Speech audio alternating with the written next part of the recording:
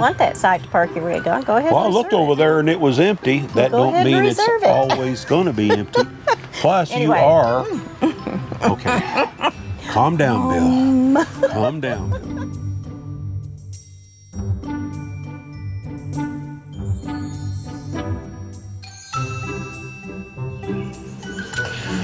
Hey, everybody, Bill and Deb.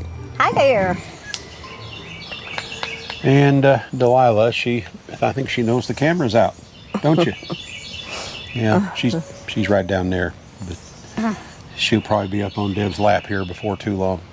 Anyway, we thought we would talk about something a little different than what we've done in the past. And it all started when Deb and I were looking at the radar this morning, the weather radar this morning. Again. Again.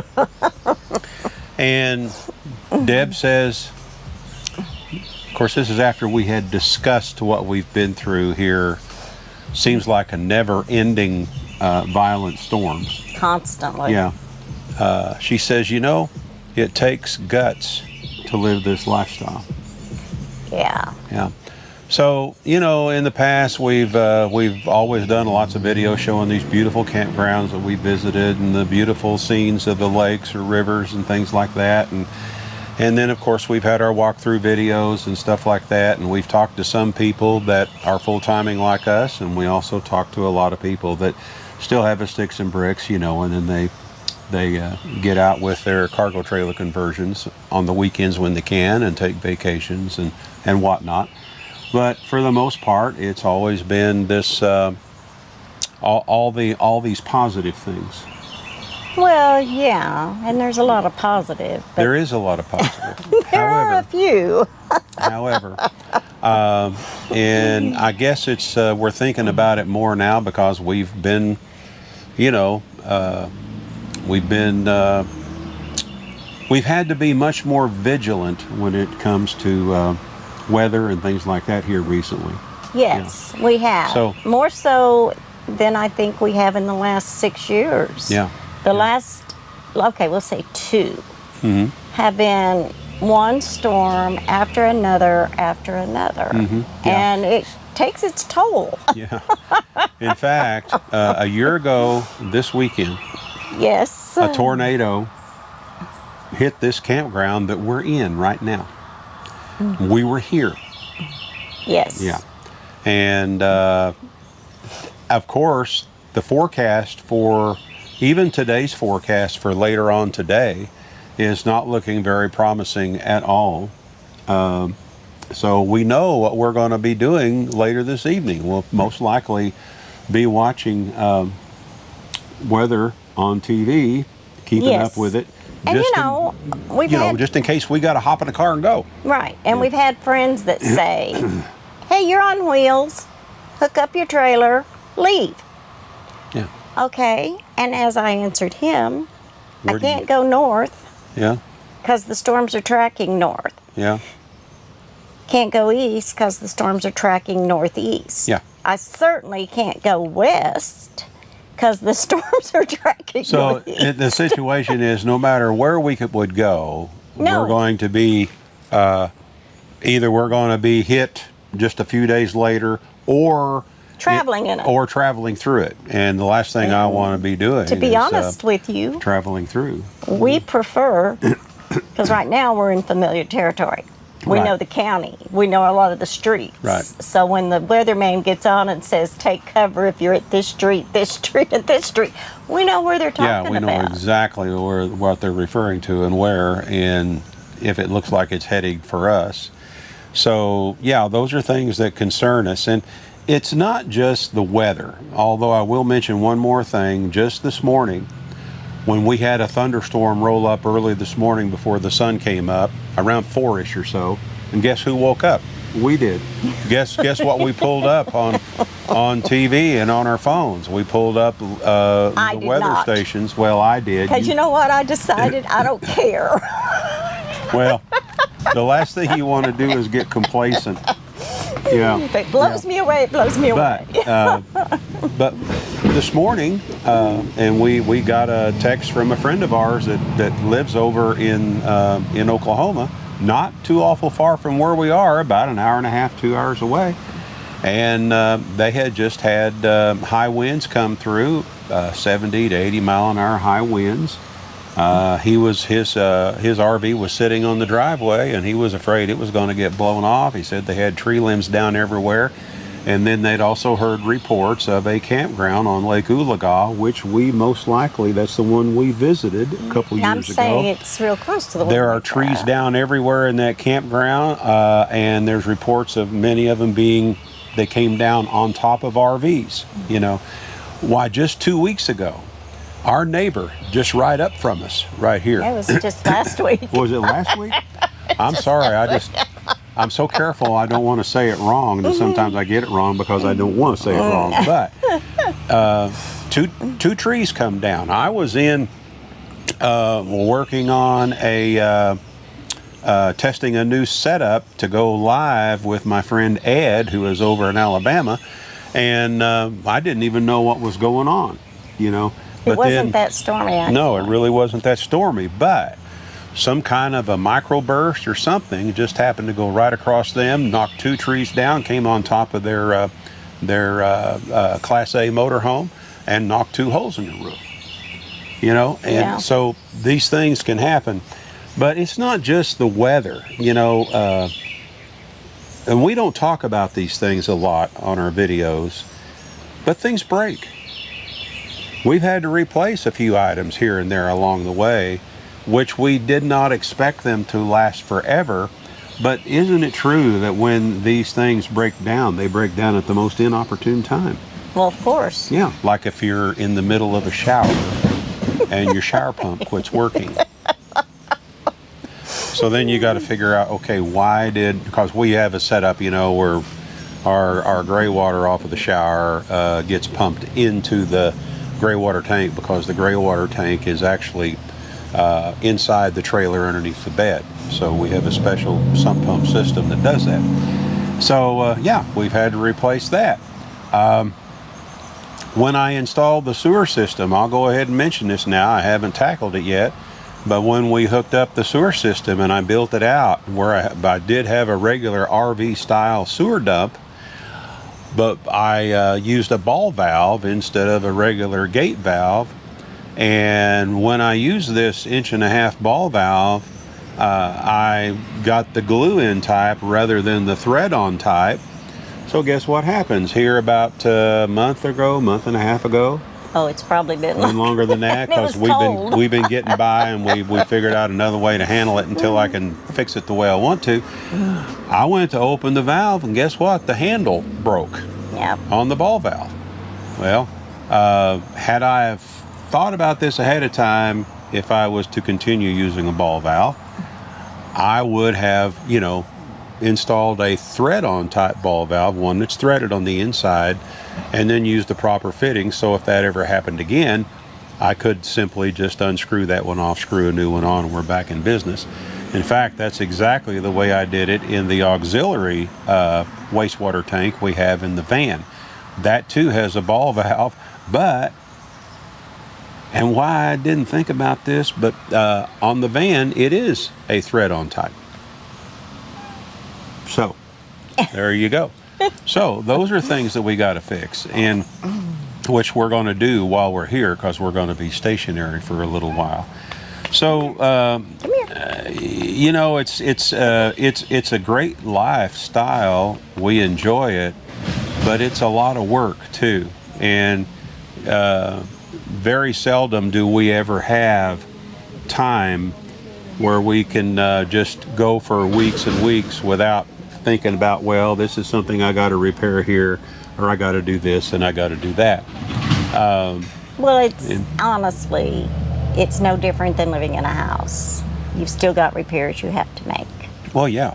And so, you know, I've had some friends mention, you know, this lifestyle is just awesome and wonderful and how relaxing, and well, yeah. It is, but there's still work involved. Yeah. I mean, you still have a certain amount of things you have to do, usually every day or every other day. And then the basic repairs. You know, we had hail when we were in outside of Fort Smith. Yeah. Bill went to open the Max fan the other day, and he says, we have a little hole up here. Yeah. And I didn't think we had any damage. Now, I did look at all the solar panels, and we didn't have any damage on the solar panels. So, you know. It's, so now we've got to, he put some Internabond tape on with a little, to cover the hole. so we wouldn't get Yeah. water inside. So, but eventually we're going to have to replace the cover on the Max Air fan. You know, Yeah. here again. So, yeah. Would we go back to a sticks and bricks? I'm not saying that. Because even in a house, you have issues and things. And we didn't watch the weather so vigilantly, but, you know. Well, that day is still, as far as we're concerned, it's still a long ways down. Even though we are now, do I dare say it? No. Why would you want to bring that up? I'm in my early 70s. Now, why you'd want to go And there? Deb's not as old as I am. How do I'm trying, dear. Yeah, well. I don't want you to, Just, you didn't even have to go there. Well, but with all the things the issues that you have and things like that, still though, we do get tired. Sometimes we get very tired. Yes. Sometimes we get tired of the same old thing. And we feel like for the last 3 or 4 months, we've been doing pretty much nothing but either dodging severe storms or staying up till 2 or 3 o'clock in the morning watching the weather YouTubers, to keep us informed as to what's happening, to know when it's finally safe to close our eyes and go to sleep. So we've had that recently. And then, of course, these little things that pop up on the minor repairs that we have to do and things like this, which the repair itself on the sewer is not all that great. It's just that where I've got to run the new fitting to go through the floor to redo it the way I want to do it, where it'll be much more serviceable from this point forward, it's a pretty tight spot. And Bill put it in there like he I put it in there so it he should know better. to make sure that it would be there forever. So I figure we're going to have a hole in our floor. No, we're not. I'll be able to get it out of there, but it's going to take some effort, and I'll probably be using a few colorful metaphors along the way. I don't know for sure We yet. just love these kind of projects. Yeah, but that's coming. That's coming. Yeah, it has to be fixed. Now, right now, we are working on a system, which I know we've been telling you about it, but we've already started filming clips on this system that we're working on. But we are doing a major upgrade to our battery bank in the trailer. We're going to almost double the capacity. Right. Yeah, we'll almost have double the capacity of what we have now on the battery bank in the trailer. And we're also building out a whole different way for all of our components to be mounted so that it's real easy to service the components. And I'm filming this along the way so I can show everyone just how simple it has become now to build a solar system, with a decent sized battery bank and everything involved in that. When we get done with it, we do eventually intend to upgrade the panels on top of the trailer, which will be something that we'll talk about down in the future. But we do have a series getting ready to start up here pretty quick, how we're doing the upgrade on the system in the trailer. And like I say, it will be a way that we'll show it in such a way where it's pretty easy for most anybody, if they approach it with an open mind, pretty easy for most anybody to build a system like this.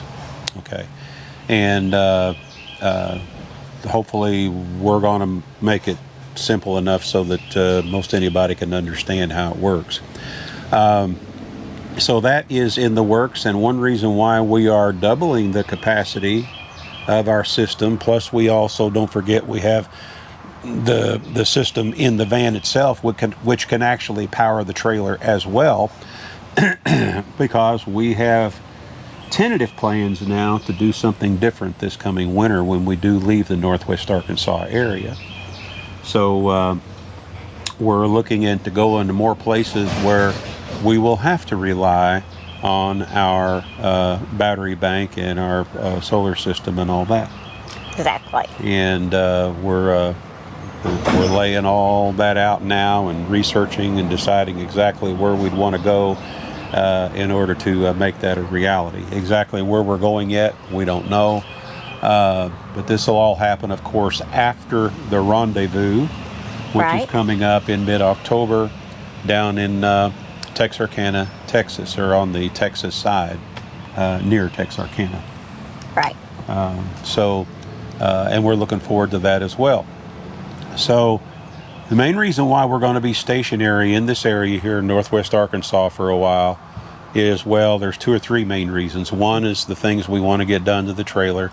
We're having a little bit of work done to our tow vehicle, our Chevy Express van, which has been a wonderful vehicle for us. We're here to get all that done. And, of course, we have our very first great grandbaby. We've mentioned it before. His name is Grant. He's now how old? 6 months. 6 months old. And we plan on, once we go down to do the rendezvous, we're going to come back up here through Thanksgiving because Grant will have had his first birthday by then, and we want to be here for that, of course, as well. Oh, and not to mention all of our kids are here. Oh, yeah, all of our kids are here, so we're... It's not just Grant. Yeah, we're taking time. No, it's just Grant. It's just Grant. But that's why we're doing here. So now we're going to go ahead and let another cat out of the bag. Are you sure? Well, they'll find out eventually. Okay, fine.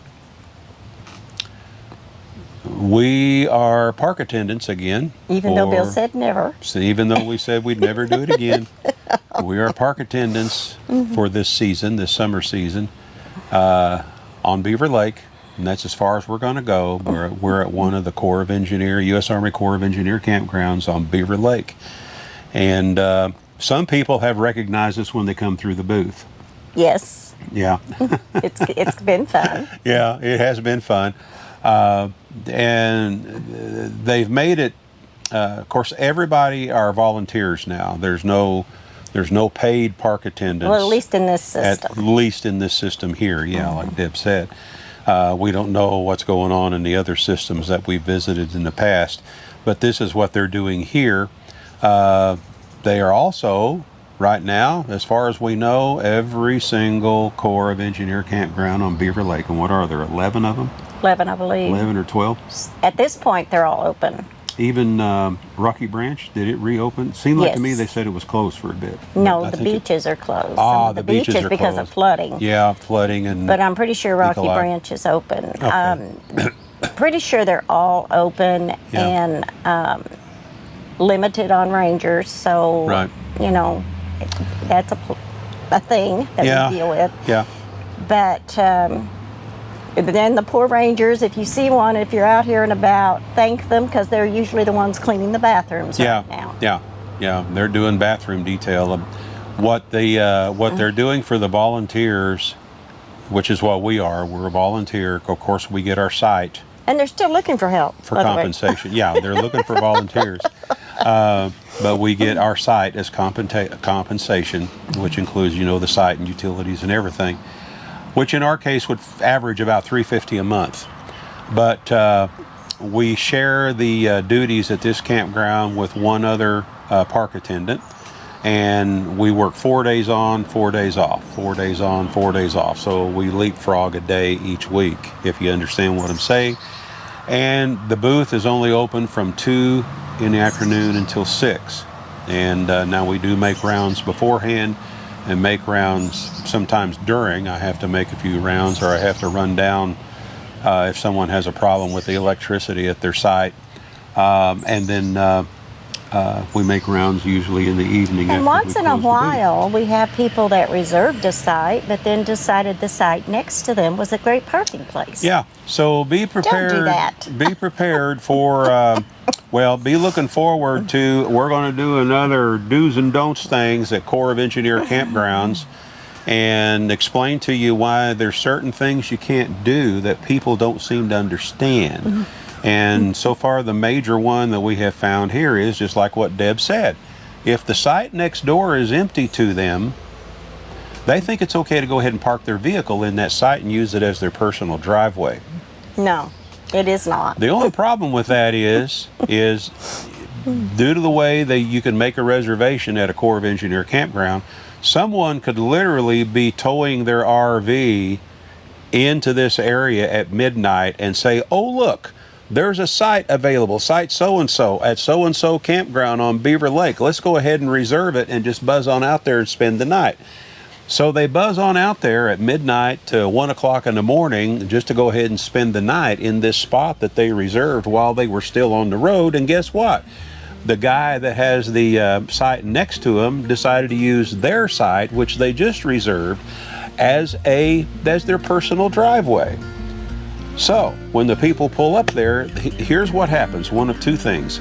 Either they come and bang on our door at 1 or 2 o'clock in the morning. Which we're not real pleasant at 1 or 2 in the morning. Or they say, well, we'll just go ahead and park in this other spot then that is empty since this guy parked his car, you know, in our site. Then that can just keep on snowballing, if you understand what I'm saying. But for some reason, some people don't seem to understand that that's a no-no. And this is why. If you want that site to park your rig on, go ahead. Well, I looked over there and it was empty. That Go don't ahead and mean it's reserve it. always going to be empty. Plus, Anyway. you are. Okay. Calm down, Bill. Calm down. Anyway, for now, this is Bill and Deb with I Ride Tiny House Adventures. And even though we've been dodging severe thunderstorms and we Been sick again. And well, never mind. We're still going to say we're not camping. We are living. Yes, we definitely are.